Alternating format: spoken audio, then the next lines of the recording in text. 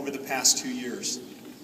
The experience has broadened our perspective and enriched us in so many ways. There are so many to whom I owe a debt of gratitude. First, a special thanks to those that helped with the planning and execution of this change of command. Our point of contact was Tech Sergeant Brian Haskell. Brian, I'm sure you learned a lot of things throughout the process.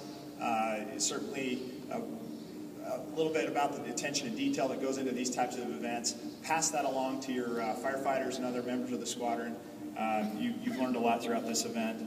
Well done. Staff Sergeant Wilkins from the programs and many other odds and ends, Sergeant Thomas for the food, to the commander support staff, Master Sergeant Thomas, Master Sergeant Schultz, Miss Delphine. Thank you for your dedication and a devotion to the men and women of the 424th Air Base Squadron. We bring you a myriad of different issues and you handle them with class, and we're just so grateful to have your support. When we sustained a 70% drop in officer manning at Chievres last year, Master Sergeant Staley and our flight chiefs stepped up to fill some critical leadership roles. I have gained a heightened appreciation for our Air Force Senior NCO Corps as I've witnessed Master Sergeant Staley and our flight chiefs step up in so many ways. We're much indebted to our host garrison and SHAPE community. They've balanced scarce and dwindling resources to provide remarkable support to our airmen.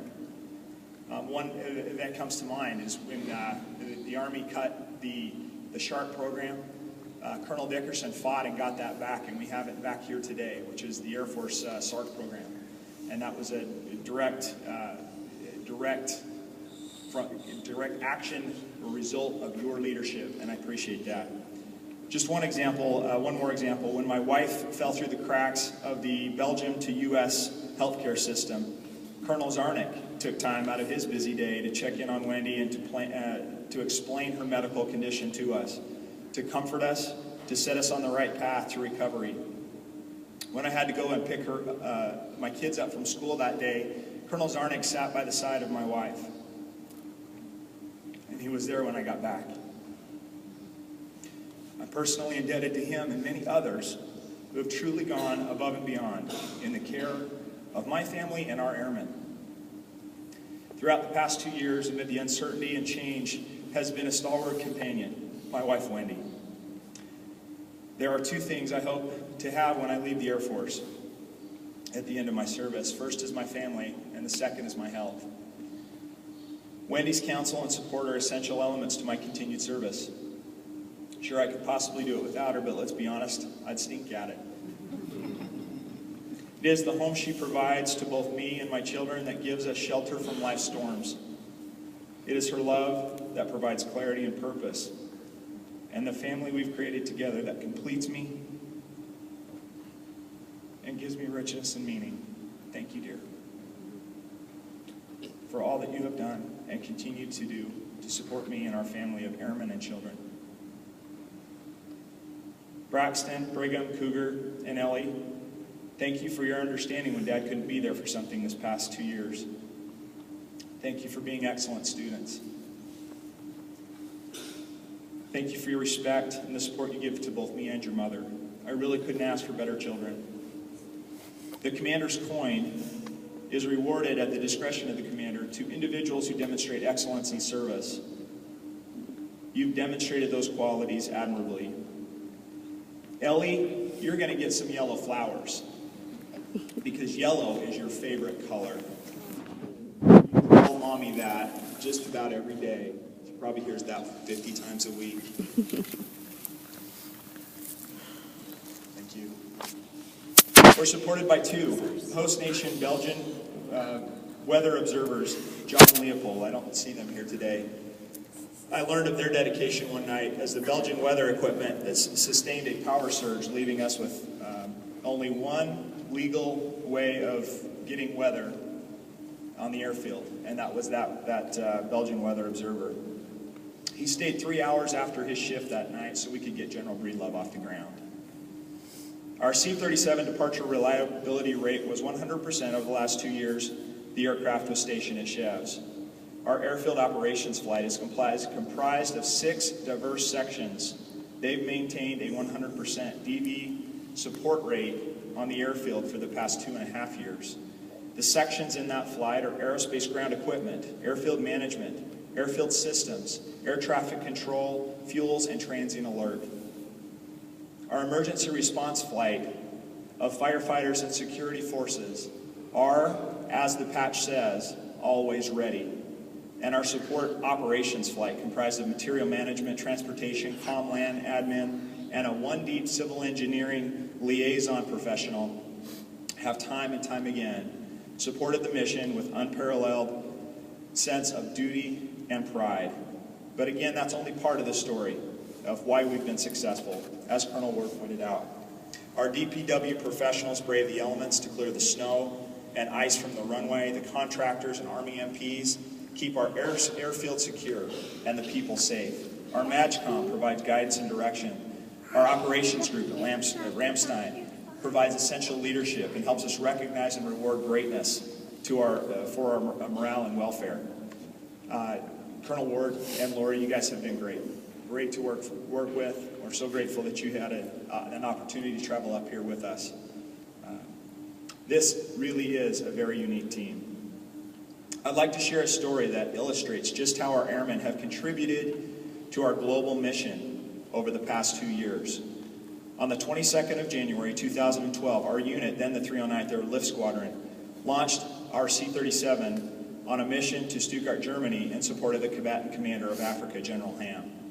Flight records show they flew to Rwanda that evening, and then on the 24th of January, they flew General Ham and his party from Rwanda to the Central African Republic before returning the DV party to Stuttgart, getting home to Chievres on the 26th of January.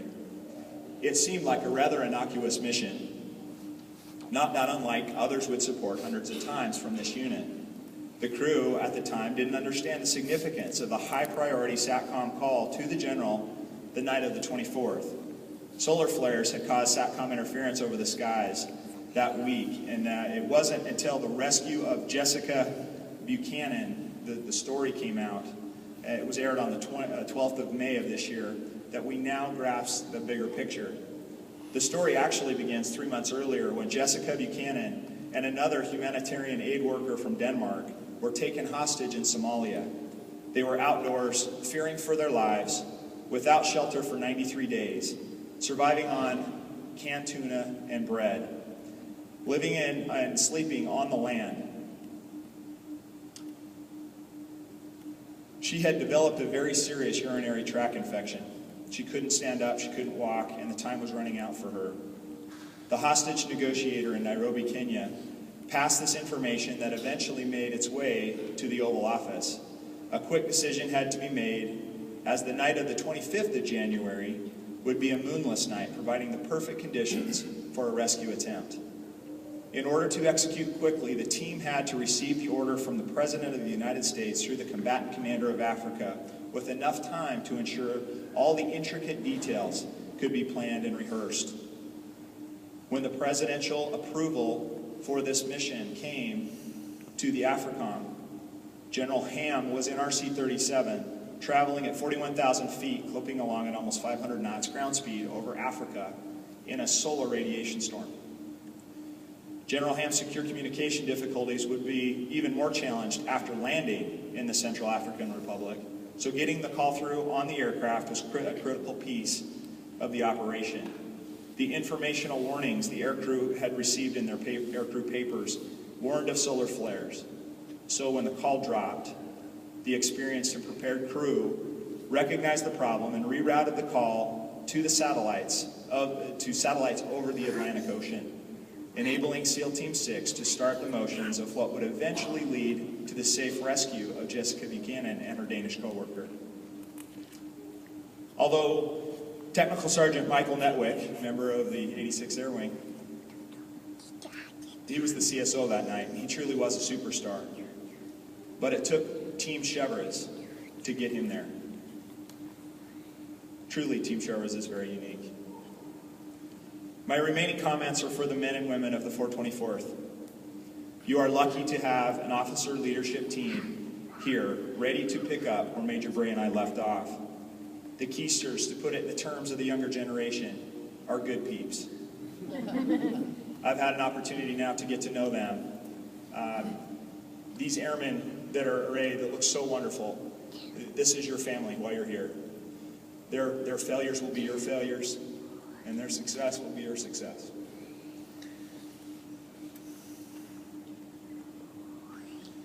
Their impact in the lives of those that serve with them will be profound and appreciated. Major Martin and Major Ladara will provide excellent sources of keeping the mission here safe and effective, and I have full confidence in your abilities to press forward with even more success in all of your future endeavors. We must always be ready for war. However, in today's Air Force, we may never be asked to serve as airmen in a life or death situation. We're not flying B-17s during daylight bombing raids against a formidable air defense. We may never need to bail out over enemy-held territory. We're beneficiaries of the peace won on the fields and the skies of battle. The aircraft we fly today are the safest in history. Perhaps our generational battle, the battle that we must fight in order to preserve our great nation's ability to defend freedom, isn't with a physical enemy, but rather the battle that takes place in the hearts and minds of man. Moral courage may be more important than physical courage for our airmen today. The courage to stand up, to take action against a sexual predator among us, to call out the waste in the government, to do the right thing when nobody is looking, to say the joke you just told is inappropriate, or the language you use is offensive. We may need to make personal sacrifices to help the government balance spending with revenue, to never take risks with another person's life when facing a choice of personal inconvenience on one hand or selfishly driving intoxicated on the other. Commanders are spending way too much time on these issues. Even some in our high leadership positions have been involved with things that have brought their character into question. The Associated Press reported recently that 85,000 veterans were treated last year for alleged military sex abuse. The Stars and Stripes recently reported how service members are putting degrading and hateful speech on their social media sites. We've seen an uptick in NCOs getting behind the wheel of a car, incapacitated. We can continue to focus on the symptoms of these problems, or we can have the moral courage to address the root cause of this social decay. I'm not going to tell you which vehicle to take to get to a better place in your personal lives. That would be wholly inappropriate for a military commander.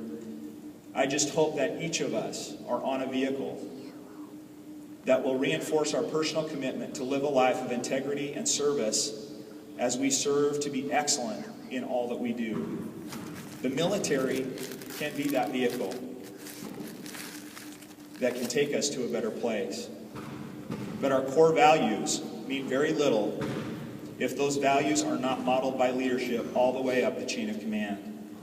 When someone models behavior contrary to those core values, it is up to leadership to provide the caring and mentoring that will result from direct and honest feedback, making course corrections as necessary.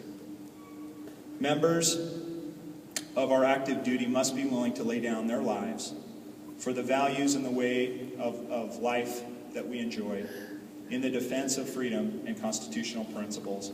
Likewise, we must be willing to live our lives in such a way that brings honor and respect from the taxpayers of our great country and to all those who have fought and died for those same principles. In closing, it has been one of my life's greatest joys and a distinct honor to serve with the men and women of the 309th Airlift Squadron and the 424th Air Base Squadron. I will cherish the memory of what we were able to do together and pray for God's choicest blessings on each of you in your personal and professional lives and the lives of your families. Thank you for your attendance.